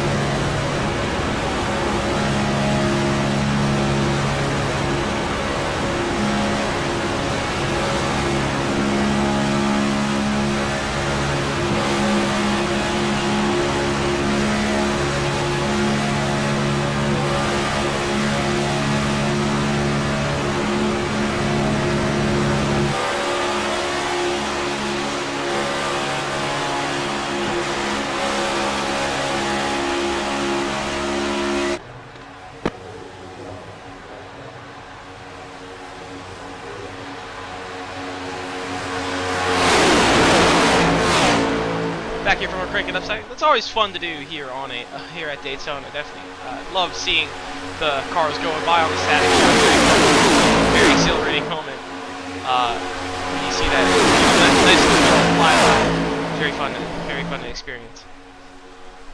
Yeah, nothing quite beats the RPM rushing by you there. In real life, we get the air, they push you around, and it kind of drags you off your feet, pushes you off your feet for a little bit there. But in the sim, that doesn't happen. But also with the camera, but it's very fun to do that in real life as well. So love the crank it up moments. But as soon as we got out of that, they all kind of went single file for that moment. But now here comes the inside lane with Mark Kisselweather, Cole Snyder, and Kyle Taub trying to take that race lead back. We're probably going to see a lot of leapfrogging between each lanes and the momentum shifts between each lanes as the inside lane get the momentum. Now they move back to the top lane, and that's allowed the inside lane to kind of build back up now. And I'll tell you what, the 5-car of Giovanni Klein almost looked like he got stuck for a second on Jared Skimmer. They were side by side, door to door, going off in that corner. Kind of a scary moment for the rest of the field. Yeah, a big incident now. We'll take a lot of cars, especially with all the pack together once again. Giovanni Klein, big push. He got a big wiggle there. He's going to move up top. He's perfect block, though. Yeah, and he has now officially slotted in front of his teammate, nose to nose there. So, good move by him to get up there on that outside line. 14 to go. Boy, linking up with your teammates and being in the putting you and your teammate in your perfect spot to win this race. Its positioning is going to become key. It's the inside lane. Nathan Johnson and Zachary Merritt. Is still lapped down. He's still wanting to fight up in here, having a little bit of fun in the pack. Yeah, he got mega sideways off that corner there, but doing a good job putting himself in position as, I don't know what happened there, a little bit of a checkup on the bottom, but look at him jump to the outside. He's going to try to get his lap back the hard way. Yeah, and Klein blocked him up there, but now he realized, I guess it wasn't a lap car. He hops back to the bottom in front of the 76 machine of Nathan Johnson. So Zachary Meredith leads the pack a lap down, so now back on the lead lap. So if he gets a quick yellow right now, he doesn't have to worry about taking Lucky Dog. But he's got Marcus Weather behind him. 3 wide towards the back here. There. Big shake-up towards the back. This is actually going to single file them out, so this might be great for Nathan, Zachary Meredith. Is Nathan Johnson still finding his spots back in line. Giovanni Klein as well. So Zachary Meredith in the lead of this pack with Mark Kissweather second in line. He is our race leader with Cole Snyder behind him. So this is allowing Mark Kissweather kind of to chill out for a minute. He's single file out leading the pack. But Mark Kissweather's looking low. Kind of wants to lead the pack himself. And I'll tell you what, the 92 cut the 76, the world's biggest break there, going off into turn 3. 76 tried to slot up in front of him, and here he comes to the bottom. He's going to go 3 wide up the middle. 76, huge run. Nathan Johnson, a great move. He's going to lead the inside lane now, but really no hole to get up top.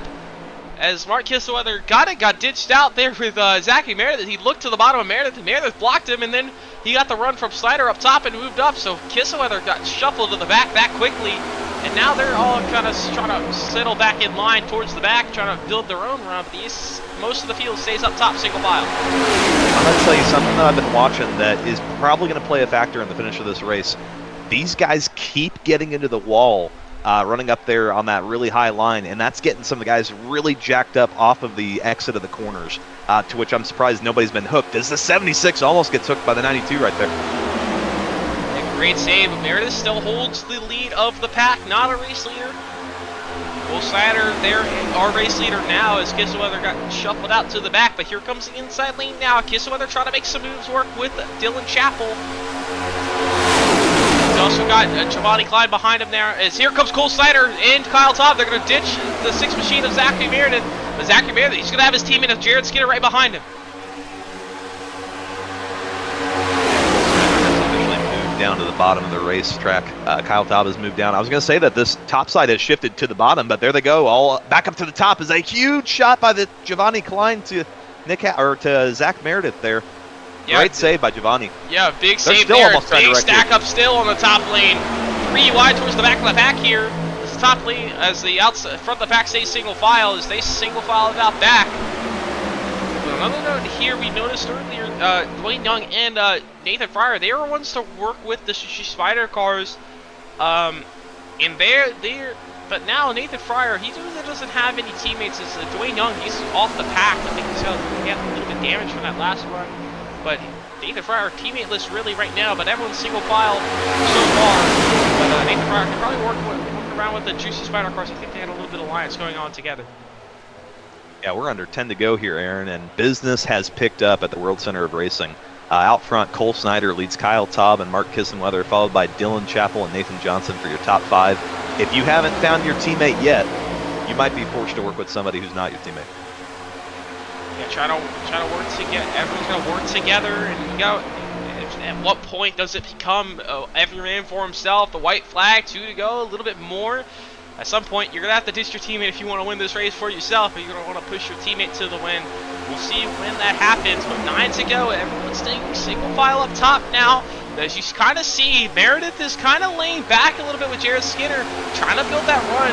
Won't be surprised to see Meredith make a move, and there it is.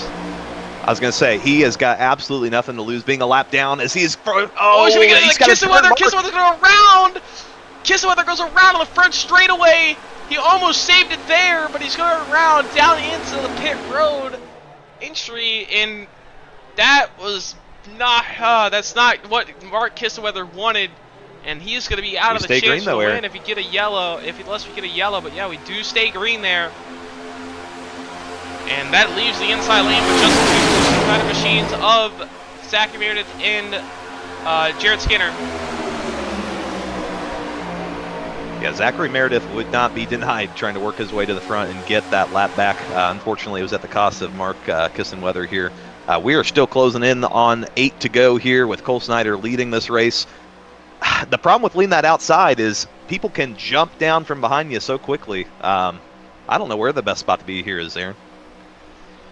Right now, I like Cole Snyder's spot, but here comes the 76th, the Nathan Johnson. He's going to move to the bottom. A little wiggly. He's got his teammate of Josh Adams to work behind. A big checkup on the outside lane as Chappell gets shoved all the way to the back of Giovanni Klein, all the way to the back of the pack. But that shifts the momentum back to the bottom. Johnson and Adams to the race lead. They hop in front of the 24 of Cole Snyder. Big wiggle there. Yeah, now they are broke up, but this might be what they want to lead these two different lanes. But now they're going to go 3 wide. Cole Snyder's going to go 3 wide. And that's going to lead Nathan Johnson in the sucker hole by himself. He's got a hole, though, right in front of Nathan Fryer. He quickly gets in front of that, so he takes advantage of that hole. But now the JuicySpydr machines stay clear for the bottom. They move all the way up front, so now just like that, the JuicySpydr machines have control of this race. And here comes Cole Snyder back to the bottom with Kyle Taub and help from his teammate Dylan Chappell. They're going to try to lead a charge back up here to the front. Zachary Meredith continues to push Josh Adams on the outside. Remember, Zachary Meredith is 1 lap down at the moment. Yeah, Meredith, he's in a good spot, kind of in the same spot. One of these guys go around towards the back, brings out a yellow.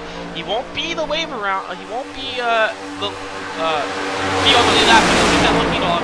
So he can fight to kind of lead that lap, get up front and lead the pack if he wants to. If he gets a yellow, he doesn't have to take the lucky dog, and that's definitely a big advantage, because if you get on the lead lap, you can get out in front. You kind of catch up to the field before pit stops. You can kind of stay out if you got enough fuel and move to the front. If he takes the lucky dog, you have to go to the back of the pack at the end of that caution. So it's definitely a big advantage if he can get on the lead lap if a caution comes out and not have to take the lucky dog. And you can just feel the tension continuing to build here as drivers are waiting to make their moves. With these next gens, if you're all the way back here and say where Giovanni Klein's at or Dylan Chappell, I don't think you can wait to the last lap. I think you need to start making your move here with 3 to go in order to try to build some momentum on that bottom. However, if you are guys like Jared Skinner, Nick Happy, Snyder, I think you wait for Zachary Meredith to pull out a line here on Josh Adams. Yeah, you gotta wait for something to happen. You gotta start making moves. 4 laps to go here from Daytona. Business is gonna pick up here in a couple seconds. We're gonna see some Cole Snyder lanes. laying back. Yeah, just about to point that out. Cole Snyder leading back with Kyle Taub. Expect the move, and here it is. Down the back straightaway, but Skinner's going to block it, but they're going to fake Skinner out. They're going to leave Skinner out to dry on the bottom, and now Skinner doesn't have his teammates to work with, but Snyder's going to move back down to the bottom in front of Meredith. He's going to side draft Josh Adams tight up to the outside wall. Big, almost a little bit of contact. Big wiggles there, but coming to 3 to go. Business really picking up. They're going to be 3 wide as Nick Capiak goes to the bottom. Oh, a little bit of contact between Cole Snyder and Zachary Meredith. They all hang on to it, though. Great move there to navigate those cars that were kind of getting in the wall on the outside. And a great save from Cole Snyder there, but Josh Adams and Zachary Meredith, they have a big gap now to the rest of the field. Here comes Cole Snyder. Does he make a move now? Does he cut down to the bottom off of turn 2? He's going to stick in line. He loves this spot now. He's up in second. He's got the lap car, Zachary Meredith, in the way, though. He's going to push Meredith in front, though. But he's got Kyle Taub right behind him. Kyle Taub and Cole Snyder, they've been working together so far. They worked together in that move there. So we'll see if Taub and Snyder work together here in the last couple of laps. They have been, with Cole Snyder pushing Zachary Meredith hard into Josh Adams up there. Kind of got both of them out of shape as well. We're going to be coming to 2 to go here. Yeah, with 2 laps to go. 5 miles to run here from Daytona in the World Center Racing. They got a lap car a couple seconds up the road. You saw it in the very far shot of the frame there. That will be Dwayne Young. If they catch Dwayne Young with the white flag, that could be a big shakeup. My eyes are on Kyle Taub right now, laying back here with Dylan Chappell to get the run. We'll see if he takes it. He doesn't. He's going to stay in line here behind Cole Snyder. That bottom lane, though, is coming with Nick Hapiak and Jared Skinner. Yeah, the JuicySpydr machine's working together. Car up in the wall. Cole Snyder is going to check up the outside lane even big. Now it's going to be hard to make a move from the outside lane. Unless you shoot it middle, is Cole Snyder sticking with Meredith. But white flag, 1 lap to go, 2.5 miles. Josh Adams leads. Zachary Meredith, the lap car, 1 lap down behind him. The inside lane, he's starting to check up big time, but watch for Kyle Taub in the 21 machine, laying back onto 24 of Cole Snyder, but he's not clear of the bottom. This is all going to come down to what happens with Zachary Meredith. What Zachary Meredith decides to do here is going to be the impact that this race has right here. Dwayne Young gets out of the way on the apron. You just saw there. Kyle Taub, Dylan Chappell, big push to the bottom. They're going to the inside of Cole Snyder. Zachary Meredith, what is he going to do? Does he want to try and get the lap led? Well, not lap led, but the lap back. But Josh Adams and Kyle Taub side by side. Taub tries to side drive Adams, but no one has anything for Adams. Josh Adams is going to go across the line. He's going to pick up the win, and Josh Adams wins at Daytona. What a thrilling finish there. And how about Nathan Fryer jumping up 6 spots on that last lap to finish P3. A big move from Nathan Fryer for 3, but Josh Adams took the lead. He tried blocking it. He had Meredith behind him to help him on that white flag. No one took the move. No one really got a good move, and the inside lane off of 4 just kind of stacked up, and no one could side draft that 12 machine, and Josh Adams played it perfectly. He takes the race win tonight, and he's going to burn it down here on the run straightaway. I can tell you right now, there is a review that's taking place with the number 5 of Giovanni Klein passing below the apron. So tough break for the 5 of Giovanni Klein there. Yeah, so that will that could expedite his 5th place spot. He'll get moved to the tail end of the lead lap, I assume. So Giovanni Klein could not have that 5th place position. We'll have to take a look at that in a second. But Josh Adams burns it down as a race winner and wins the race number 1 in the season opener for Stampede Racing League from its return. And a great run for Josh Adams. He played the final bit perfectly. No one had a match for him coming across the line.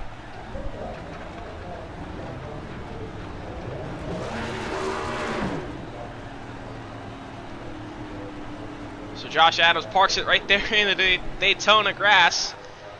So while we have a moment, let's take a look at Giovanni Klein and with this yellow line move here on the final lap.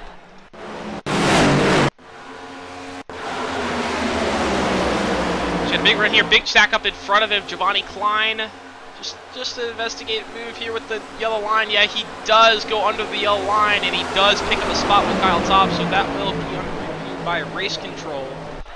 We'll keep a look at that one. We'll update that one if Giovanni Klein holds his 5th place position. But while we have a moment here, we're going to take a look at our results for tonight's race here from Daytona. Now this will be unofficial results here, so we'll keep an eye. Probably be post-race review. But Josh Adams will take the race win by 56,000th of a second over Cole Snyder. And also, kind of a weekend here for the Legends Racing Network. We had 3 nights of racing in a row and 3 photo finishes in a row. Josh Adams is the winner of this one, though. Cole Snyder 2nd. Nathan Fryer picks up a 3rd place finish, and Dylan Chappell finishes 4th. Giovanni Klein going to round out the top 5. Post-race review pending. Kyle Taub will be P number 6. Nick Kapiak in 7th. Jared Skinner will be 8th. Nathan Johnson will be 9th. And our top 10 after a late race incident. They never got the caution to kind of come back. Mark Kisser rounds out our top 10. 11th will be Zachary Meredith. Dwayne Young will be 12th. 13th will be Donnie Kite. And Josh Arnold will be 14th. And round out our 14-car field for tonight's race.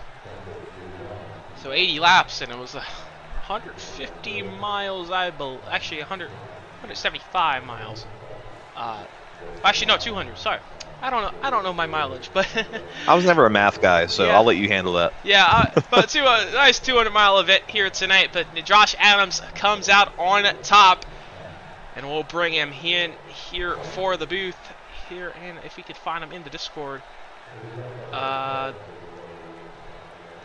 there he is in the JSR chat. We'll bring him up. So Josh Adams, our race winner, picks up the win. Played it perfectly at the end. What was going through your mind on that white flag there?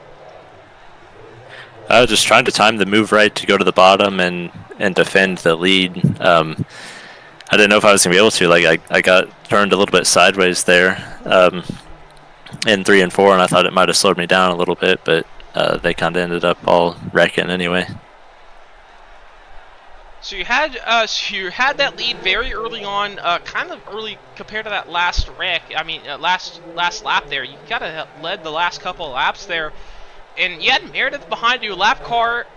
It kind of gave you a little bit of a buffer. How much of an advantage was that to you compared to not having a lead lap car behind you there? Kind of had a lap car of a little bit of a buffer.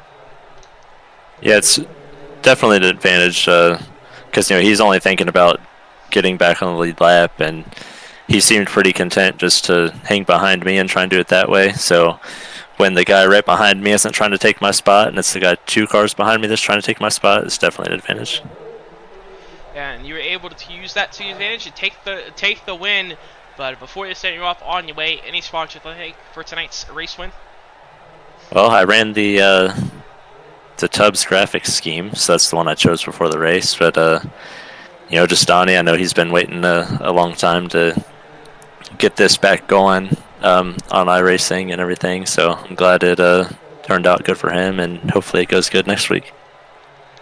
Yeah, that'll definitely be a fun race next week. We'll have to take a look at our schedule really quickly if I can find it. I don't know what we got next week, but definitely be a fun race. I guarantee you. I mean, we've had a lot of great next gen races over here the past week, but once again, congrats on your race win, and we'll see you next week. Thank you. So that was I can tell you that they are going to attend Rockingham. So Rockingham, that'll definitely be interesting. Tire any of a track, so that'll definitely see some tire strategy there. That'll definitely be fun to watch out there, watch there for different strategies. But that will be our race, or that was our race winner of Josh Adams. So we'll bring in here in just a second our second place finisher of Cole Snyder. The graphic all ready to go. So second place finisher of Cole Snyder, will drag him in here. So there is our second place finisher, Cole Snyder. We've seen him here on the channel here before, able to pick up a super speedway win in the NAR Cup Series. But tonight he comes up a little bit short, able to get second. What do you think he could have done differently there at in the final lap? Not get doored by a lapped car and have a lapped car be in the way. But regardless, fun race. I wasn't allowed to push the 12 car. He was crying over the radio. Couldn't push him, so I just had fun with my friends, and I'll be here next week. Second sucks. Yeah, still a solid start, and I mean a solid grid finish for tonight, and able to build some momentum going into the rest of the kind of quarter and also the season as well. Another thing, we saw you up front laying the top lane, and just the different momentum shifts, and we saw the momentum kind of shift from the top to the bottom. How were you able to plan your runs with that as well? I mean, we also saw you planning a good bit of runs. What was going through your mind during those moments? Yeah, you just gotta trust the guy behind you that he can get the memo without much communication. So when you back up that little bit, you can try to use your momentum there to get around him, and you just need people behind you that know how to push. And we like to call it transcending. So if you see us hooked up, tail to tail, flying through there, blowing our engines, that's what we're doing. And like I said, you just gotta trust the people you're racing with, and I trust most of these guys that I'm around. Yeah, you had a really good run there as well, and you're able to pick up second. But before you send you off on your way, any sponsors other thing for tonight's second place run? Yeah, thank Pizza and Wings Gaming over on YouTube. Post some funny stuff over there. The Pizza and Wings podcast guys. My teammate Dylan Chappell. DI9 Designs, they're on the car. And you guys for broadcasting this thing. Shout out you, Aaron, and you, Nathan. And once again, Nathan was a big help out here tonight for that. So once again, congrats on second. We'll see you next week at Rockingham. Appreciate it. Griff, get yourself a nice little tie for next week. I love that. Thank you. Thanks, guys. So it's our second place finisher of Cole Snyder. Bringing our third place finisher here of Nathan Fryer. As Nathan Fryer made a big move on those white flag laps. He drove from the back to third on the final lap. Yeah. Able to big move. What was going through your head there, and how were you able to wiggle your way through up to third? Initially just don't wreck Nathan Johnson. I pushed him into the back of someone, and I think he got loose. And ended up taking it 3 wide. Somehow made it around everyone. Finished in third. Yeah, you're able to get up to third, and after that yellow kind of put you back together. But with pit stops, I haven't really didn't really ask anyone tonight. And how tough was it really to get on pit road from a driver's standpoint? And we know it's kind of a tough challenge to get on pit road, but how tough was it really out there tonight? It wasn't super hard for me because I lost the draft, so I wasn't full speed going in. Ended up making it all right, and a yellow saved me. Put us all back together. And you're still able to kind of bail out, and you're able to work your way through the field very good there, able to pick up a solid third place finish tonight. But before we send you off on your way, any sponsors to thank for tonight's third place, Ron? I would just have to say buttered sausage, probably the only thing. All right, and once again, congrats on your third place finish, and we'll see you next week at Rockingham. All right, thank you, Aaron. So that was our third place finisher of Nathan Fryer, able to make his move very late there, and able to pick up a solid third place run tonight. Overall, it was a very exciting race. We saw business pick up there very late, and a lot of aggressive racing, able to kind of prevail there. But Josh Adams overall up top, able to pick up P1. But what's your final thoughts on tonight there, Nathan? Typical Daytona Super Speedway race. 10 of our 14 drivers led laps in that race, with a big shout out to Josh Adams actually being one of 2 drivers to have a 0x in that one. So fun race. I'll be excited to see Rockingham next week. A little bit of tire strategy, people ripping the top, people running the bottom. Should be a fun one. Yeah, definitely be a fun race next week at Rockingham. But that will, speaking of that, we'll bring up our schedules for the rest of what we'll see on the Legends Racing Network. Tuesday night, the Tuesday Night Bolt Racing League, Tuesday Night Thunder, they'll be heading to Charlotte after their holiday break. They'll be coming back, and also Wednesday as well. The Superstar Arc Cup will be coming back from their holiday break, and they'll be going to Talladega for their final 3-race stretch to end their season. Next Friday, we'll have the NAR Cup Series. They'll be coming back to Darlington next week for the Bolt Racing League Grand National Series. They'll be coming back next week too. I forgot that schedule. We'll bring that up here really quickly. They'll be going back to Slinger, and the next week we'll be coming back here for the Stampede Racing League at Rockingham. So overall, a very good schedule of races coming up soon. Very exciting races. I think we'll see coming up next week, and we'll also see you, Nathan. And we'll see you in those races as well. So we'll end it off with your interview a little bit. What's your thoughts going into this final, and what's your thoughts, and how do you think those are going to drive in those couple of races you're going to be attending? Well, we're hoping to end on a strong note in NAOR for sure. We got Darlington, and then we got Daytona. We're probably going to need a win to lock into the playoffs, so probably Daytona is going to be our best bet at that. We'll be pretty aggressive, so look for the 14 to be making some moves, some bent sheet metal, maybe some hurt feelings. We'll see. Yeah, overall, and I would like to thank you once again for joining me in the booth tonight. It was definitely a pleasure having you, and we'll hopefully have Talon back up in the booth, so we'll hopefully run a little bit more smoothly, as I'm still kind of getting used to this a little bit. But that'll definitely be fun to have coming up next week. But then once again, thank you for joining me in the booth, and here from Daytona at the World Center of Racing. So long. I'm Aaron Brown. Tonight I was joined alongside of Nathan Lehman, and so long here for the World Center of Racing here in Daytona Beach, Florida. We'll see you next time.